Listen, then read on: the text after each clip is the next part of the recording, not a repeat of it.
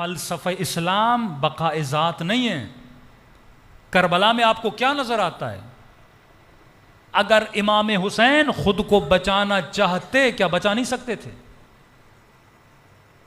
جعفر جن امام حسین کے پاس پہنچا، مصدقہ روایات میں ہمارے پاس، اس کی شادی ہو رہی تھی عاشور کے دن، تخت پہ بیٹھا تھا، اچانک تخت کے نیچے سے دو لوگوں کے رونے کی آواز آئی۔ جعفر نے کہا کون ہو جو خوشیوں میں رو رہے ہو؟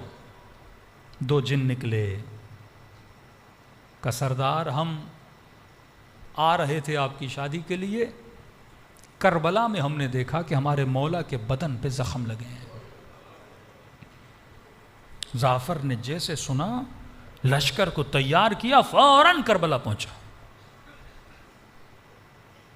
کہتا ہے جب کربلا پہنچا تو 4 فرسخ تک، جعفر کہتے 4 فرسخ تک انبیاء، ملائک، اجنہ، وہ مخلوق جو نظر آپ کو نہیں آتی وہ کھڑے تھے۔ میں نے کہا میں خود کو مولا تک پہنچاؤں تو کیسے پہنچاؤں؟ کہتا ایسی سوچ میں تھا کہ امام حسین نے وہیں سے آواز دی، جعفر حسین کے قریب آ۔ کہ جب مولا کے قریب گئے، میں نے کہا مولا اذن دیں، اجازت دیں، میں ان سب کو تہس نہس کر دوں۔ مولا فرماتے میں اجازت نہیں دے سکتا۔ کہ مولا کیوں؟ کہ خلاف عدل ہے جعفر، تو ان کو دیکھ رہا ہے وہ تجھے نہیں دیکھ رہے۔ کہ مولا انسانی بھیس میں آ کے کروں گا۔ کہ نہیں، اب حسین کا اس دنیا سے جی بھر چکا ہے، واپس چلا جاتا ہے۔ گھر آتا ہے تو آہو بکا، ماں پوچھتی ہے رو کیوں رہے ہو؟ کہتے کربلا میں میرے مولا حسین کے ساتھ یہ حالات دیکھ کر آیا ہوں۔ اس وقت اس کی ماں جلال میں آتی ہے، کہتی ہے آگ کر دوں گی اگر حسین کی مدد نہیں کرو گے۔